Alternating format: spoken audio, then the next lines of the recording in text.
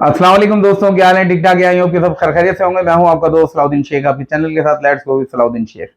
और आज की जो वीडियो है भाई, मैं कह रहा हूं इस टॉपिक पे मैंने अभी तक कोई वीडियो नहीं बनाई है। इतनी वैल्यूएबल वीडियो है कि अगर इसका आपने एक भी पार्ट मिस किया तो ये आप अपना नुकसान करेंगे, मेरा कुछ नहीं करेंगे। मैं बड़ी मेहनत करके ये वीडियो आपके पास लेकर आया हूं और मेरी वीडियोज में आपको कोई भी फेक आइटम नहीं मिलेगा। ऐसा आइटम नहीं मिलेगा कि मैं जस्ट व्यूज के लिए कोई वीडियो बना लूं और आपको कहूंगे जी चलें जी देखेंगे। मेरा काम होता है कि मैसेज पहुंचाना, आपका काम होना चाहिए। आपको मेरी वीडियो देखने के बाद ऐसा महसूस नहीं होना चाहिए कि मेरे टाइम जाया हो गया। आज की वीडियो का थंबनेल आपने पढ़ लिया, Romanian citizenship, how to obtain Romania citizenship. Romania citizenship आपने हासिल कैसे करनी है। अब चाहे आपका ताल्लुक पाकिस्तान से हो, इंडिया से हो, बांग्लादेश से हो, दुनिया के किसी भी खत्ते से हो, मेरी जबान समझ रहे हैं, मेरे मशवरे पे अमल करेंगे, इंशाल्लाह आपको रोमानिया का पासपोर्ट मिल जाएगा, सिटीजनशिप मिल जाएगी, राइट्स मिल जाएंगे। उसके बेनिफिट के हवाले से भी बात करेंगे। अच्छा, इस वीडियो में हम क्या क्या बात करने वाले हैं वो पहले मैं आपको कंटेंट बता देता हूं। हम बात करेंगे कि रोमानियन सिटीजनशिप हासिल करने के तरीके कितने हैं। ठीक है, एक तो ये बात हो गई और उनमें से एक तरीका मैं बताऊंगा आपको, वो सबसे आसान होगा। ना उसमें आप पैसे इन्वेस्ट करोगे, ना शादी करोगे, ये दोनों चीजें होंगी। तीसरा, ना आप असाइलम लोगे। ये तीनों तरीके तो मैंने उड़ा दिए। ठीक है, अब कोई सोचेगा यार सलाउद्दीन भाई असाइलम पे बना रहे हैं या शादी पे बना रहे हैं या इन्वेस्ट प्रोग्राम पे बना रहे हैं, क्योंकि पैसे वाले तो नहीं है ज्यादातर लोग। तो नहीं भाई, ना इन्वेस्ट आपने करना है, ना आपने शादी करनी है और ना ही कोई और चीज आपने करनी है। ठीक है ना। तो पहली चीज तो ये हो गई। दूसरी चीज, हाँ अब एक ये बात हो गई। दूसरी बात हम बेनिफिट्स पे बात करेंगे कि अगर रोमानिया का अगर आपके पास सिटीजनशिप आ जाती है या पीआर आ जाती है तो आपको क्या फायदा होने वाला है, वो फायदा भी आपसे डिस्कस करेंगे। तीसरी बात, फिर उस प्रोग्राम के बारे में भी आपको बताऊंगा कि उस प्रोग्राम को करने के लिए आपके लिए क्या क्या कुछ करना पड़ेगा या क्या क्या कुछ आपके पास होना चाहिए। तो तमाम चीजें भाई शुरू करने से पहले आपसे सबसे पहले रिक्वेस्ट करूंगा कि अगर आप इसी तरह की इंफॉर्मेटिव वीडियोस देखना चाहते हैं जिसमें सिटीजनशिप की बात हो, वीजा के रूल्स के हवाले से बात हो, या कोई भी वीजा पॉलिसी के हवाले से बात हो, या टूरिज्म के हवाले से बात हो, तो हमारे चैनल को सब्सक्राइब कर लें। और साथ ही साथ आपसे रिक्वेस्ट होगी कि अगर मेरी वीडियो आपको इन्फॉर्मेटिव लगती है, इसको बाकायदा तौर पे टैली किया करें गूगल के साथ। किसी भी यूट्यूब पे हजारों यूट्यूबर्स बैठे हुए हैं, तमाम की वीडियोस के साथ है ना कंपेयर करके देखा करेंगे ये बंदा झूठ तो नहीं बोल रहा। चेक करें, मुझे भी चेक करें। मैं कोई आसमान से उतरा हुआ नहीं हूं। जैसे आप पैदा हुए वैसे ही मैं पैदा हुआ, तो हो सकता है कि मैं भी झूठ बोल के अपने व्यूज ले रहा हूं। तो आपने वेरीफाई करना है, मुझे मुझे चेक करना है। हर हर बात पे सवाल करेंगे। जितना आप मुझ पे शक करेंगे उतना मुझे अच्छा लगेगा, क्योंकि मैं भी शक करता हूँ। जिस बंदे के साथ भी काम करता हूँ मैं पहले उसको चेक करता हूँ, ठोक बजा के काम करता हूँ। चलें, ये बात हो गई। अब वीडियो को शुरू करते हैं। सबसे पहली बात क्या बात है कि कैसे आप लेंगे और कितने तरह से आप तरीकाकार है आपको सिटीजनशिप लेने के। सिटीजनशिप लेने के कई तरीकाकार हैं, जिसमें सबसे ज्यादा जो आसान तरीका हमारे पाकिस्तानी भाई जानते हैं वो है असाइलम। पहुंच जाते हैं किसी भी तरीके से, टूरिस्ट वीजा पे, विजिट वीजा पे, किसी भी वीजा पे पहुंच जाते हैं और वहां जाने के बाद कहते हैं जी कि हमें असाइलम चाहिए। सबसे आसान तरीका उनको मिल जाती है, लेकिन इसका कोई बेनिफिट नहीं होता। वो अपनी फैमिली को बुलाने में बड़ी दिक्कतें होती हैं, कभी कभी नहीं भी आ पाते। लोग 15-15 साल अपनी फैमिली से दूर रहते हैं और बेचारे पत्थर बांधते हैं, बच्चे बड़े हो जाते हैं, उसके बाद वो माँ बाप को बच्चे भी नहीं पहचान पाते कि हाँ भैया मेरे मम्मा पापा है, कौन है, नहीं पहचान पाते। और बेचारे बड़ी अपनी जिंदगी है ना यार दांव पे लगा देते हैं। तो एक तो ये चीज हो गई, ये भीख वाली सिटीजनशिप है। मैं इसको प्रमोट नहीं करता। इस पे वीडियो बना दूंगा मैं, कोई लोग देखना चाहते हैं, लेकिन मैं इसके ऊपर अभी बात नहीं करना चाहता। ये वीडियो डिफरेंट है, बड़ी इज्जतदार तरीके से मैं आपको सिटीजनशिप ऑब्टेन करने का तरीका बताऊंगा। अच्छा, एक तरीका कार है शादी।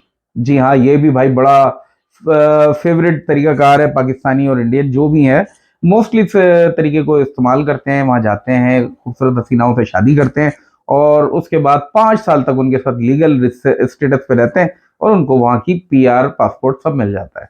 तो ये भी एक तरीका हो गया। अच्छा, तीसरा तरीकाकार है भाई ये पैसे वालों के लिए, जो 1 मिलियन यूरोज इन्वेस्ट कर सकते हैं रोमानिया में। तो उसके बाद उनको सिटीजनशिप बड़ी फास्ट वे में मिलती है, यानी कि 5 साल से भी कम टाइम लगता है, उनको पासपोर्ट मिल जाता है। तो 1 मिलियन यूरोज भाई बहुत बड़ी रकम है, इतना छोटी रकम नहीं है, तो ये हर बंदा नहीं कर सकता। तो ये तीनों तरीके मैंने उड़ा दिए। चौथा तरीका, मैं सबसे अच्छे तरीके पे अब आ रहा हूँ।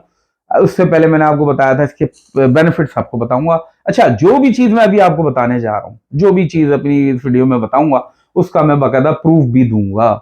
मेरे पास बाकायदा तौर पे यूरोपीय यूनियन का जो कमीशन है उसकी वेबसाइट ओपन है, तो उसकी भी मैं बाकायदा आपको लिंक भेजूंगा। आपने उस पर वेरीफाई करना है कि सलाउद्दीन भाई ने जो बातें की हैं वो वाकई इस वीडियो से ये यूरोपियन कमीशन की वेबसाइट से उठा के दी हैं या फिर ऐसे ही अपनी तरफ से बड़बड़ा रहे हैं, कोई ख्वाब आया इनको या कुछ ऐसा है, तो आप उसको वेरीफाई कर सकते हैं। और बेनिफिट के हवाले से भी भाई विकिपीडिया की वेबसाइट से मैं आपको लिंक भेजूंगा कि बेनिफिट्स जो मैं बता रहा हूँ वो सही हैं या गलत हैं। भाई अगर आप रोमानिया का पासपोर्ट नहीं लेते, सिटीजनशिप नहीं लेते, अगर आपने परमानेंट रेजिडेंस भी ले ली ना मेरे भाई, तो आपको बेनिफिट क्या मिलेगा, 178 कंट्रीज आपको वीजा फ्री हो जाएंगी। 178 कंट्रीज। पाकिस्तान के पासपोर्ट पे कोई 30 कंट्रीज भी ऑन अराइवल या वीजा फ्री नहीं है, और वो भी ज्यादातर कंट्रीज ऐसी है जो बहुत ज्यादा दूर जाके आइलैंड्स हैं, और उन तक पहुंचने के लिए आपको ट्रांजिट वीजा चाहिए, और ट्रांजिट वीजा लेना भी वीजा लेने के बराबर ही है।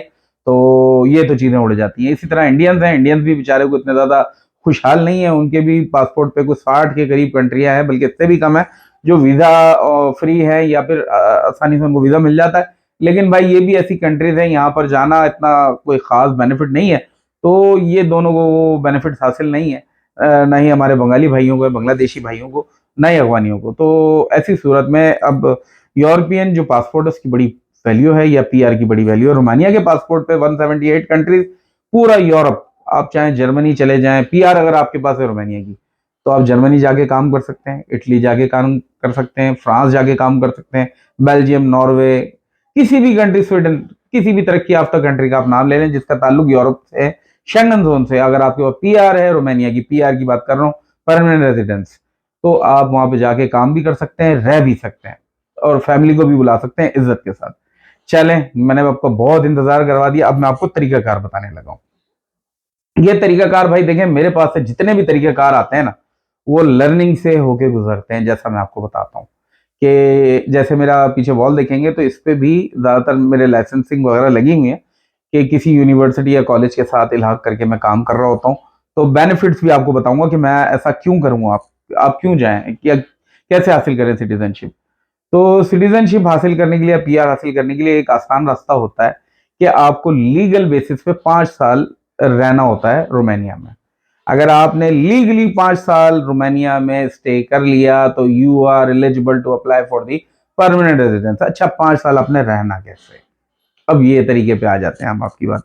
और अब अक्सर लोग क्या करते हैं कि रोमानिया पहुंच जाते हैं और उसके बाद वो कहते हैं जी जर्मनी चले जाएं, मेरा भाई रहता है, इटली चले जाएं, मेरा भाई रहता है। अबे भाई, वहां जाओगे, असाइलम लोगे, भीख मांगोगे, कुछ करोगे, इससे बेहतर है रोमानिया में आप चले गए हो, अब यहाँ की पासपोर्ट ले लो, सिटीजनशिप ले लो, कोई फायदा हो जाएगा। और वो फायदे मैं आपको बता चुका हूँ भी पिछली, यानी कि जो इस वीडियो में शुरू में मैंने बताया। तो इसमें करना ये है भाई कि आप यहाँ से चले जाएंगे स्टडी वीजा पे, पाकिस्तान से या इंडिया से स्टडी वीजा पे रोमानिया आप चले गए। 2024 का सेशन है, उसके लिए एडमिशन अभी खुल जाएंगे, अभी फरवरी 2024 में। लेकिन हम एडमिशन जो है वो जनवरी 2024 से स्टार्ट कर देंगे। इसमें आपको क्या फायदा होगा, इसमें आपको ये फायदा होगा कि 3 साल का डिग्री प्रोग्राम है। अगर आपने हाई स्कूल कंप्लीट किया है इंडिया से या बांग्लादेश से या पाकिस्तान से, 12th ईयर ऑफ एजुकेशन आपने की हुई minimum, diploma of associate engineering वाले जो पाकिस्तान से हैं, उनको मैं खुशखबरी दे रहा हूँ, आपकी एक्सेप्टेंस सबसे ज्यादा है, आपका वीजा लगने का चांसेस भी सबसे ज्यादा है, और आपका एडमिशन भी तकरीबन हाईली सक्सीड है, और आप लोगों को सक्सेस बहुत अच्छी मिलती है। तो पहले ही मैंने आपको बता दिया। तो ये चीजें हो गई कि आपकी एजुकेशन कितनी होनी चाहिए, मिनिमम 12th ऑफ एजुकेशन होनी ही होनी चाहिए। इससे कम एजुकेशन है तो राब्ता ही ना करें। और आपकी परसेंटेज भाई मिनिमम 50% होनी चाहिए, इससे कम वाले राब्ता ना करें, कोई फायदा नहीं है। अगर आपका मैं एडमिशन किसी तरह धक्का मार के करवा भी दूंगा तो वीजा लगना बहुत मुश्किल है, लेकिन मैं उसका कोई कंफर्मेशन नहीं दूंगा कि यार आपको अप्लाई करना चाहिए नहीं करना चाहिए। 50% से ऊपर हो तो ही आप रोमानिया के लिए अप्लाई करें। चलें, अच्छा गैप कितना एक्सेप्ट है, गैप कितना एक्सेप्ट है, गैप भी ज्यादा से ज्यादा आप 7 साल 8 साल का गैप दे सकते हैं। इससे ज्यादा का गैप ना हो तो बहुत ज्यादा बेहतर है, लेकिन गैप ना हो तो इस बात की निशानदेही है कि आपका वीजा लगने के बहुत ज्यादा चांसेस है, कि हमारे लोग ज्यादातर धोखाधड़ी करते हैं, तो इस वजह से वीजा देने में इनको आनाकानी होती है। अच्छा, अब कहेंगे ये सलाउद्दीन भाई आप यूरोपियन यानी कि रोमानिया की सिटीजनशिप से कहाँ स्टूडेंट वीजा पे आ गए। अच्छा हाँ, मैं बता देता हूँ क्यों आ गया। देखिए, 3 साल की आपकी बैचलर्स डिग्री होगी, उसके बाद आपको 2 साल का वर्क परमिट मिल जाएगा। हाँ, मैं बता रहा हूँ, आप गूगल पे जाएं, सर्च करें। जो रोमानिया की यूनिवर्सिटीज हैं, most of the university will going to help you to pursuing the work permit, यानी कि जब आपकी बैचलर्स डिग्री कंप्लीट होगी तो वो आपकी हेल्प करेंगे, उसी दौरान आपकी हेल्प करेंगे कि आपको कोई जॉब मिल जाए। आपको रोमानियन लैंग्वेज भी आ जाएगी जब आप वहां पे रहेंगे। तो आपका प्रोग्राम इंग्लिश लैंग्वेज में होगा, लेकिन जब आप वहाँ रहेंगे, खाएंगे पिएंगे, लोगों से इंटरेक्शन होगी, तो आपको ज़बान आना शुरू हो जाएगी। और ऐसा होता है, क्योंकि मैं कुछ दिन टर्की में रहा था तो मुझे वहाँ की ज़बान समझ में आना शुरू हो गई थी, जबकि कुछ दिन ही रहा था मैं। तो आपको बड़ा एक माहौल का असर मिलता है। अभी आप खैबर पख्तूनख्वा के किसी इलाके में रहना शुरू हो जाएँ, तो आपको आहिस्ता-आहिस्ता कुछ दिनों में खुद ब खुद पश्तो आना शुरू हो जाएगी, क्योंकि माहौल का असर होता है। तो ये चीज़ हो गई आपकी कि 3 साल आपने डिग्री मुकम्मल कर ली, 2 साल आपको वर्क परमिट मिल गया। अब टोटल इसको कैलकुलेट करें कितने बनते हैं। टोटल बन गए 5 इयर्स। अच्छा, 5 इयर्स बन गए, अब आप एलिजिबल हो गए हैं for the permanent residence. Permanent residence के जब आप अहल हो जाएंगे, आपको मिल जाएगी, तो आपका क्या हो गया, 178 कंट्रीज आपके वीजा फ्री हो गए। अब आप चाहें जर्मनी चले जाएं, आपका अगर ख्वाब है आपने जर्मनी जाना है, चले जाएं, कोई आपको नहीं रोकेगा, लेकिन लेकिन कुछ शरायत हैं। अगर आप उसके बाद सिटीजनशिप लेना चाहते हैं, तो उसकी कुछ रूल्स एंड रेगुलेशन है, पीआर के भी रूल्स एंड रेगुलेशन है, वो भी मैं आपको बता देता हूँ। रूल्स एंड रेगुलेशन में पहला रूल जो है वो है आपका कि आपने 5 साल रहना है, और रोमानिया से 6 महीने लगातार आपने अपने मुल्क में नहीं रहना है। यानी कि जैसे वापस आ गए, मैं मेरी किसी की वालदा हो, किसी का वालिद हो, बीमार हो, और वो आ जाए किसी भी वजह से, 6 महीने के लिए आप अपनी कंट्री में रिजाइड नहीं कर सकते। 6 महीने या इससे ज्यादा रहेंगे तो you are not eligible for the PR, permanent residence के एल नहीं होंगे। हाँ, 2 महीने, महीने 15 दिन के लिए आना चाहते हैं आ जाए। और 5 साल के अंदर अंदर आपने मैक्सिमम, अगर वो टोटल आपका स्ट्रेंथ जितना आप रह कर आए हैं ना, वो 10 महीने से ज्यादा का अरसा नहीं होना चाहिए। 10 महीने में भाई कोई तकरीबन तकरीबन कोई 300 डेज बनते हैं। यानी कि आपने 5 साल के अंदर 300 डेज अपनी लीव नहीं करना कंट्री को, और कंटिन्यूसली 6 महीने आपने मुल्क से बाहर नहीं रहना है, रोमानिया से। तो आप एलिजिबल हो जाएंगे पीआर के लिए, और पीआर मिल गई आपको, परमानेंट रेजिडेंस, तो आपको पीआर हो जाएगा। पीआर होने का मतलब है कि कंट्री आपको एक्सेप्ट कर लेगी, और उसके बाद आपका जो मूवमेंट हो जाएगी, मूवमेंट ऑफ फ्री रेजिडेंस, कि आप किसी भी यूरोपियन कंट्री में जाके वगैरह अपनी लाइफ भी आगाज कर सकते हैं और सेटलमेंट भी कर सकते हैं। और अगर आपका इरादा डिग्री मुकम्मल करने के बाद या फिर वर्क परमिट मुकम्मल करने के बाद कनाडा जाने का होगा, तो भी आपका रास्ता आसान है। आपको भाई वीजा लेने की जरूरत ही नहीं पड़ेगी, आप डायरेक्टली ईटीएस लेंगे और डायरेक्ट फ्लाइट पकड़ेंगे और कनाडा। तो ये तमाम रास्ते बताने का मकसद था कि आपके रास्ते आसान करना। और एजेंटों की मैंने मंजी ठोकनी है, उन एजेंटों की मैंने मंजी ठोकनी है जो कि लोगों को वरगला के बॉर्डर पार करवाते हैं, 10-10, 20-20 हज़ार यूरोज ऐसे मांगते हैं जैसे कोई चने बेचता है ना, पापड़ी के अंदर डाल के, पता नहीं क्या करते, इतने पैसे मांगते हैं। तो भाई माजरत के साथ, ऐसे किसी रास्ते को मैं ना प्रमोट करता हूँ, ना ऐसे किसी बंदे से कोई ताल्लुक रखता हूँ। मेरे रास्ते सीधे होते हैं, और मैं कहता हूँ यार अल्हम्दुलिल्लाह, अल्लाह ने हमें इतना अकल शऊर दिया है, तो उसका इस्तेमाल करें, सीधे रास्ते अपनाएं। बहुत आसान है किसी भी कंट्री में एंट्री करना, बहुत आसान है, लीगल रास्ते से जाएं। और मैं इस मिशन को जारी रखूंगा, जैसा मैंने वादा किया था, इंशाल्लाह इस मिशन को जारी रखूंगा।